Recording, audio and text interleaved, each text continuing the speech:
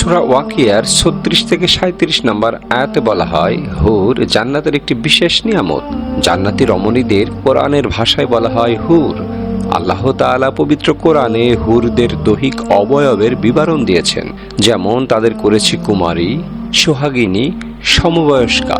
সূরা নাবার 31 থেকে 33 নম্বর আয়াতে বলা হয়, মুত্তাকিদের জন্য রয়েছে সাফল্য উদ্যান, আঙ্গুর এবং স্ফীত স্তন বিশিষ্ট সমবয়স্কী বালিকা, যারা আবরণে রক্ষিত মতির মতন। তিরমিজি হাদিসের 2532 নম্বরে বলা হয়, প্রিয় নবী সাল্লাল্লাহু আলাইহি সাল্লাম ইরশাদ করেছেন, জান্নাতি রমণীদের পরিহিত পোশাক ভেদ করে তাদের পায়ের গোছার শুভ্রতা এবং অস্থিমজ্জা দেখা যাবে, কারণ তাদের সম্পর্কে আল্লাহ তাআলা বলেন যেন তারা পদ্মরাগ প্রবাল। আর পদ্মরাগ এমন স্বচ্ছ পাথর যার ভিতর কোনো সুতা প্রবেশ করালে তা বাইরে থেকে দেখা যাবে। জান্নাতে মুমিনদের জন্য মতির গাঁথুনি করা একটি তাঁবু আছে। এর উচ্চতা 30 মাইল। এর প্রত্যেক কোণে মুমিনের জন্য এমন নারীরা থাকবে যাদের কেউ দেখেনি। সহিহ বুখারী হাদিস নাম্বার 2993। হাদিসে মহানবী সাল্লাল্লাহু আলাইহি সাল্লাম জান্নাতি হুরদের রং সম্পর্কে জানিয়েছেন। জান্নাতি রমণীদের 4 রঙে সৃষ্টি করা হয়েছে, যেমন সাদা, হলদে, সবুজ এবং লাল। তাদের দেহ জাফরান, মৃগনাভি, আম্বর এবং কাফর দ্বারা সৃষ্ট। তাদের চুল লবঙ্গ দ্বারা সৃষ্টি। পা থেকে হাঁটু পর্যন্ত সুগন্ধি জাফরানের দ্বারা সৃষ্টি। হাঁটু থেকে নাভি পর্যন্ত মৃগনাভির দ্বারা তৈরি। নাভি থেকে ঘাড় পর্যন্ত আম্বরের তৈরি। ঘাড় থেকে মাথা পর্যন্ত কাফুরের তৈরি। যদি একজন রমণী পৃথিবীতে সামান্য থুতু নিক্ষেপ করত, তাহলে সমগ্র পৃথিবীর সুঘ্রাণে মুখরিত হয়ে যেত। তাদের বক্ষের মধ্যে আল্লাহর নাম ও স্বামীর নাম লেখা থাকবে। প্রত্যেকের হাতে 10টি করে স্বর্ণের কাকন থাকবে। প্রত্যেক আঙ্গুলে থাকবে মুক্তার আংটি এবং উভয় চরণে থাকবে জহরতের নূপুর। হাদিসে এসেছে, জান্নাতি কোনো মহিলা যদি দুনিয়াবাসীদের প্রতি উকি দেয়, তাহলে আসমান এবং জমিনের মাঝের সব কিছু আলোকিত এবং সুরভিত হয়ে যাবে। আর তার মাথার ওড়না দুনিয়া এবং তার সব কিছুর চেয়ে উত্তম। সহিহ বুখারী হাদিস নাম্বার 2796।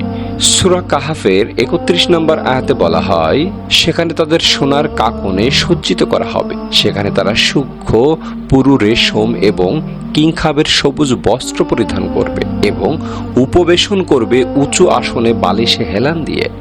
চমৎকার পুরস্কার এবং সর্বোত্তম আবাস।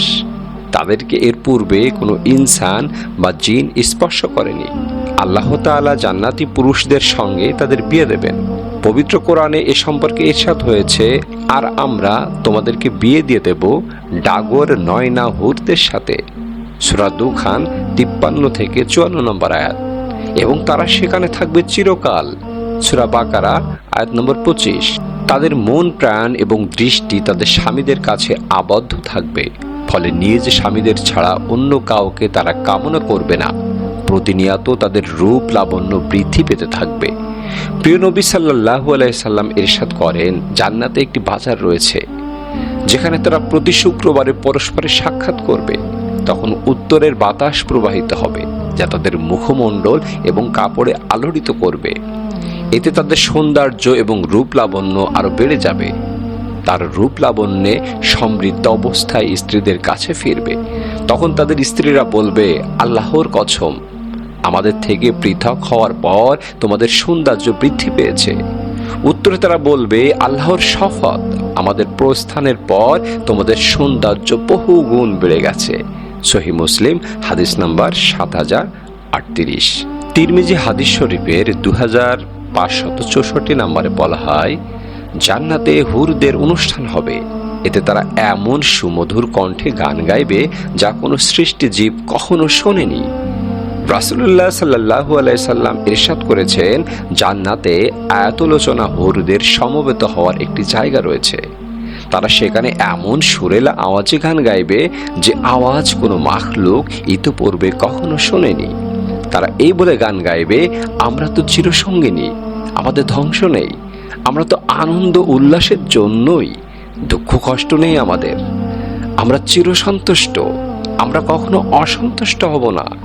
তারা কতই না সৌভাগ্যবান যাদের জন্য আমরা এবং আমাদের জন্য যারা।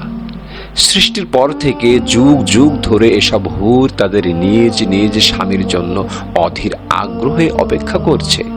যদিও তারা শুধু জান্নাতের তাদের প্রতীক্ষিত স্বামীর সাক্ষাৎ পাবে, তবে এখন থেকেই তারা হৃদয়ের পৃথিবীবাসী স্বামীর জন্য অভাবনীয় ভালোবাসা লালন করছে।